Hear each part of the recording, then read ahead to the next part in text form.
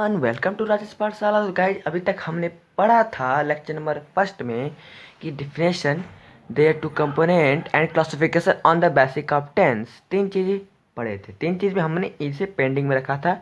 Lecture number 2 से शुरू करेंगे। देखो इसमें हमने सारे पॉइंट को यहाँ तक डिस्कस कर लिया था। ये यहाँ तक 1 2 का फैक्टर में ये सब डिस्कस कर लिया था।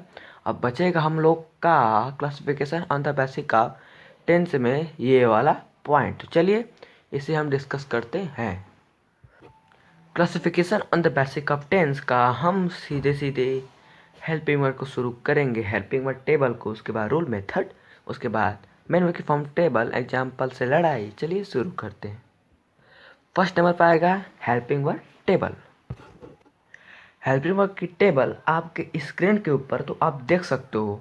मुझे आपसे क्वेश्चन है कि बताओ टाइम से कौन फैक्टर है और वर्क एंड इवेंट के कौन से फैक्टर हैं। देखो present, past and future time के हैं और indefinite, continuous, perfect, perfect continuous ये वर्क एंड इवेंट के हैं। जब टाइम और इवेंट को मैं जब ज्वाइन करूँगा, ऐड करूँगा तो हम लोग का टेंस बनेगा। तो वही बात मैंने अगली बार लेक्चर में बताया था, लेक्चर नंबर फर्स्ट। यदि आपने नहीं देखा है तो लिंक डिस्क्रिप्शन बॉक्स में मिल जाएगा। तो देखो प्रेजेंट इंडिपेंडेंट के साथ डू या डच, प्रेजेंट कंटिन्यूस के साथ is am are, present perfect के साथ हैज है, प्रेजेंट परफेक्ट कंटिन्यूस का हैज बीन, हैव बीन। देखो मैं आपको ट्रिक बताता हूँ, एक चीज़ ध्यान देना। और जब किसी का परफेक्ट ना जो रहेगा, बस उसके उसके जब परफेक्ट कंटिन्यूस की बात की, यानी इसके बाद इसकी बात की जाएगी, जो इसकी हेल्पिंग वर्ड रहेगी उसके साथ बीन जुड़ जाएगा बस। यदि आप यह याद कर लेंगे तो यह आसानी से याद करें। जैसे ये हैड है तो had been, will have, shall have तो will have been, shall have been. इस प्रकार आप सारे इन हेल्पिंग वर्ड को याद कर लीजिए। तो इस यह बहुत ही ज़रूरी है। आप चाहें तो इसे नोट कर सकते हैं, इससे स्क्रीनशॉट ले सकते हैं, लेकिन ये आप इसे ज़रूर याद करें। क्यों? क्योंकि ये बहुत इंपॉर्टेंट है। और ये आपको नहीं याद होगा तो आप टेंस नहीं कर पाओगे, ट्रांसलेट नहीं कर पाओगे। तो चलिए चलते हैं वीडियो की तरफ। Classification on the basic of tense को हमने हेल्पिंग वर्ब को याद कर लिया, समझ लिया। अब देखो रूल, मेथड, मेन वर्ब की फॉर्म, टेबल, एग्जाम्पल से लड़ाई, यह सब हम कुछ देर में समझेंगे। लेकिन इसके पहले हमें classification on the basic of tense को बहुत ही बढ़िया से डिस्कस करना होगा। तो चलिए इसे शुरू करते हैं। अभी तक हमने डिस्कस किया था there two component in the lecture number first. उसमें हमने क्या पढ़ा था? उसमें हमने पढ़ा था टेंस के दो component, times and work and event. तो देखो टाइम्स के present, past, future, and work and event के indefinite, continuous, perfect, perfect continuous. तो अब देखो जो क्लासिफिकेशन आएगा उसमें अब बहुत ही बड़ा खेल होगा। अब उसमें असली वाली टेंस की बात की जाएगी। देखो प्रेजेंट है तो प्रेजेंट क्या करेगा, इन सारे से खेल खेलेगा। ठीक है, एक बार प्रेजेंट इन सारों से खेल खेलेगा, फिर एक बार पास्ट इन सभी से खेल खेलेगा, एक बार फ्यूचर इन सभी से खेल खेलेगा। यानी कि जब प्रेजेंट चारों से खेलेगा, पास्ट चारों से खेलेगा और फ्यूचर चारों से खेलेगा। इस प्रकार हम टेंस को समझेंगे। तो फर्स्ट ऑफ ऑल हम क्लासिफिकेशन को अच्छे से देख लें। तो भाई क्लासिफिकेशन ऑन द टेंस, तो हम जानते हैं कि जो टेंस होता है, टेंस के तीन, मतलब टेंस के जो फर्स्ट नंबर पर आता है कम टाइम, उनके तीन फैक्टर होते हैं। तो टेंस पहले किसे इंडिकेट करता है? टाइम। फिर उसके बाद वर्क एंड इवेंट, मैंने लेक्चर नंबर फर्स्ट में बताया, सब याद होना चाहिए। ठीक है, तो देखो भाई जो टेंस है वह टाइम के तीन फैक्टर पर जाएगा। पहले टाइम वाली बात करेगा, ठीक है, टाइम के तीन फैक्टर पर जाएगा।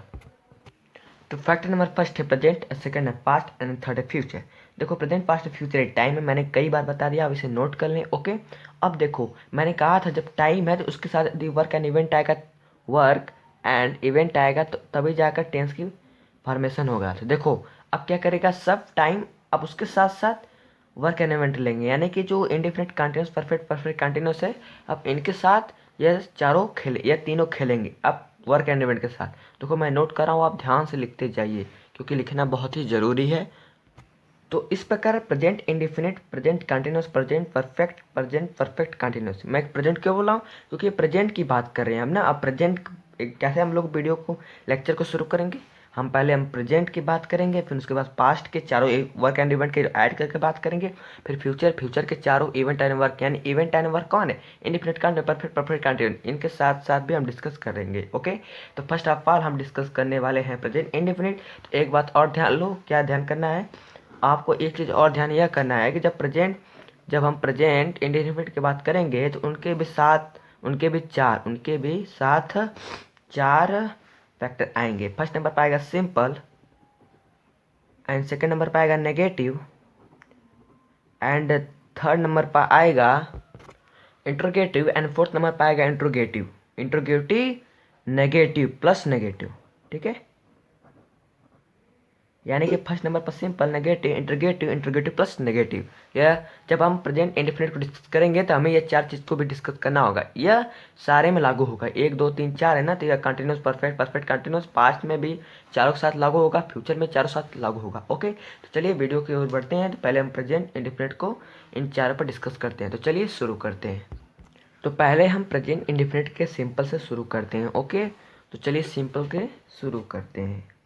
सिंपल में कौन कौन से रूल है, कौन कौन से मेथड, यानी कि मैंने जो बताया था कि यहाँ पर आप हेल्पिंग को याद कर लिए, यानी अब उसके बाद रूल, उसके बाद मेथड, अब इनके बीच में आएगा। किसके बीच में आएगा? इनके बीच में आएगा, जो है यहाँ पर ना सिंपल है। अब सिंपल के बीच में मेथड, रूल जो भी आएंगे वगैरह वगैरह सब इसमें डिस्कस करेंगे। ओके, तो अभी तक आपको सारे फॉर्मेट आप समझ में आ गए होंगे। तो चलिए सिंपल से शुरू करते हैं। जैसे कि मैंने प्रेजेंट इंडेफिनिट के टेंस के जो आइडेंटिटीज है मैंने लेक्चर नंबर फर्स्ट में बता दिया। आप लेक्चर नंबर देखिएगा, डिस्क्रिप्शन बॉक्स में मिल जाएगा, तो आप उसे याद कर लेंगे तो बहुत आसान हो जाएगा पढ़ने के लिए। ठीक है, तो देखो सिंपल में हमें rule number first, rule number two और rule number third, rule number four सारे को डिस्कस करने होंगे। मेथड को डिस्कस करेंगे, उसके बाद एग्जाम्पल से लड़ाई करेंगे। ओके, तो चलिए शुरू करते हैं। तो रोल नंबर फर्स्ट है ही सी इट ओनली वन, यानी कि केवल एक नाम के साथ यस या ई एस का यूज होगा। तो आप कहोगे सर यह क्या है? देखो guys, he see it a name एक सिंगुलर वर्ड है। ठीक है, एक सिंगुलर वर्ड है। यदि आपको ही सी इट ओनली वन का मीन्स नहीं आता तो देखो मैं अभी लिखने जा रहा हूँ, आप उसे ध्यान से पढ़ लीजिएगा, क्योंकि आपको जो जो मैं बताते जा रहा हूँ आप उसे ध्यान से पढ़ेंगे ना तो टेंस को आप चुटकियों में सॉल्व कर देंगे। ओके, तो भाई ही का मतलब वह होता है, सी का मतलब वह होता है। आपको सर दोनों तो एक ही है। देखो ही हमेशा लड़कों के लिए, आदमियों के लिए यूज होता है, और यह सी लड़कियों या फिर स्त्रियों के लिए यूज होता है। ओके, अब देखो इट मतलब यह मतलब यहाँ पर ऐसी थिंग जो नॉन नॉन थिंग्स है लेकिन सिंगुलर है, उसके साथ इट का यूज होगा। ओनली नेम के साथ मतलब कोई एक नाम होगा तभी उसके साथ जैसे यस का यूज होगा। ओके, यहाँ तक आपको समझ में आया? तो रूल नंबर टू को हम समझने जा रहे हैं। यदि तुम्हारा कोई दोस्त है तो कोई तुम्हारा दुश्मन भी होगा। ये तुम्हारा दोस्त है तो कोई दुश्मन तो रहना जरूरी है, यानी या फिर कोई तुम्हारा दुश्मन है दोस्त रहना जरूरी है। वैसे यदि कोई सिंगुलर वर्ड है तो प्लूरल वर्ड भी रहना जरूरी है। तो आई वी यू दे देख रहे हो ना, यह सब क्या है? प्लूरल वर्ड है। ठीक है, और इसमें यस या यूज नॉट यूज, यानी कि इसमें यस या यूज का यूज नहीं होगा। यस और यस का यूज ओके नहीं होगा। अब देखो ध्यान, आई का मतलब मैं, वी का मतलब हम, यू का मतलब तुम, और दे का मतलब वे। ठीक है, यहाँ तक आप में से लर्न कर लो। उसके बाद रूल नंबर थर्ड को हम समझने जा रहे हैं। तो रूल नंबर थर्ड क्या है उसे भी डिस्कस कर लेते हैं। अब आप लोग का क्वेश्चन ये है कि आपने सर बताया कि ही सी इट नेम के साथ यस या यू यस का यूज होगा, लेकिन आपने सर ये नहीं बताया कि ही सी इट नेम के साथ मेन वर्ग के मतलब जो ही सी इट नेम है उसके मेन वर्ग के साथ यस या यस का यूज होगा। हाँ दोस्तों, यही बात है। ही सी इट नेम है ना, तो उसके जो मेन वर्ब होंगे, यानी कि जो इसके वाक्य में जो मेन वर्ब होंगे उसके साथ यस या यस का यूज होगा। लेकिन अब क्वेश्चन यह है कि मान लो कि जो हम लोग का मेन वर्ब है और वो मेन वर्ब के लास्ट में मान लो कॉन्सोनेंट आ जाए। कॉन्सोनेंट का मतलब जिसमें वावेल ना हो, और वावेल का मतलब जिसमें कॉन्सोनेंट ना हो। देखो यदि आपको वावेल और कॉन्सोनेंट नहीं मालूम है तो अभी मैं स्क्रीन को ऊपर लाऊंगा, आप उसे देख लो। ओके, लेकिन क्वेश्चन ये है कि मान लो यदि कोई मेन वर्ब है, मान लो रन है, इस इट में का कोई मेन वर्ब है रन है। ठीक है, वाक्य में आएगा तो उसमें यदि रहेगा रन है। देखो रन है तो रन का जो लास्ट वर्ड है ये क्या हम लोग के लिए कॉन्सोनेंट, और देखो कॉन्सोनेंट है तो उसके लिए यस का यूज होगा।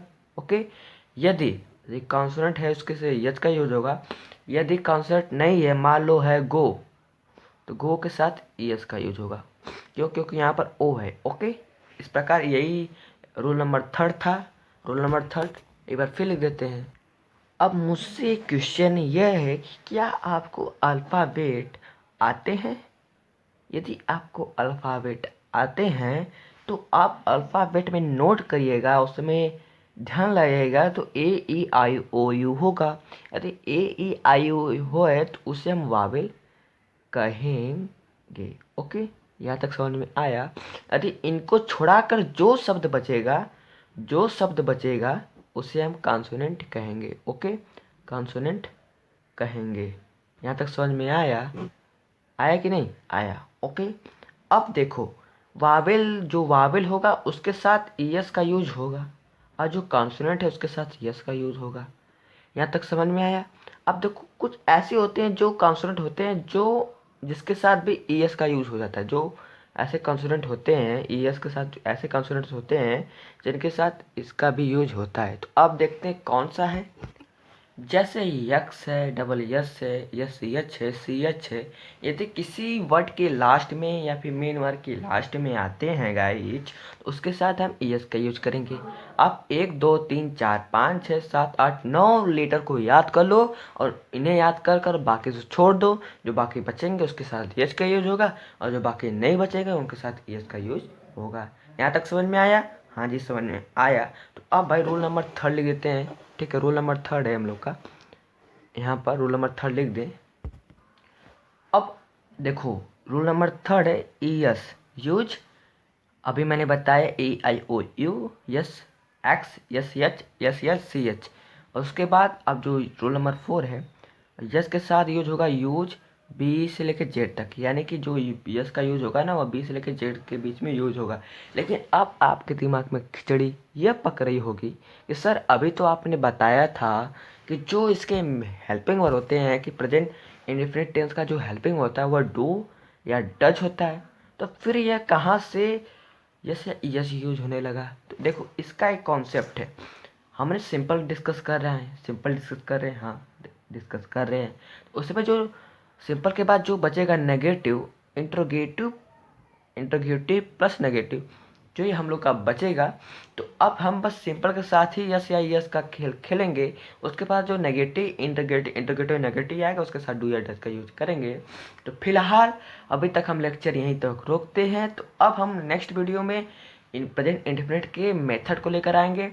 तो प्लीज़ चैनल को सब्सक्राइब कर दो। लेकिन क्वेश्चन यह है कि अभी तक हमने रूल पढ़े हैं, मेथड भी पढ़ेंगे सिंपल के, उसके बाद एग्जाम्पल से लड़ाई भी करेंगे। उसके बाद हम इन्हें उसके बाद हम प्रेजेंट इंडेफिनिट का सिंपल कंप्लीट करेंगे, फिर नेगेटिव पर आएंगे, फिर इंट्रोगेटिव नेगेटिव पाएंगे। इस प्रकार हम सारे डिस्कस करेंगे। एक समय ऐसा आएगा कि हम इन सारे को एक शॉर्ट में डिस्कस करेंगे। तो यह रहा हम लोग का लेक्चर नंबर 2। अभी तक ये बेसिक नॉलेज ही चल रहे हैं। जब लेक्चर नंबर 3 आएंगे तब हम लोग की असली कढ़ाई शुरू हो जाएगी। तो प्लीज़ चैनल को सब्सक्राइब कर दो, दोस्तों के बीच में शेयर कर दो। यदि वीडियो अच्छी लगे तो लाइक कर दो, या फिर मत लाइक करना। ओके, तब तक के लिए बाय।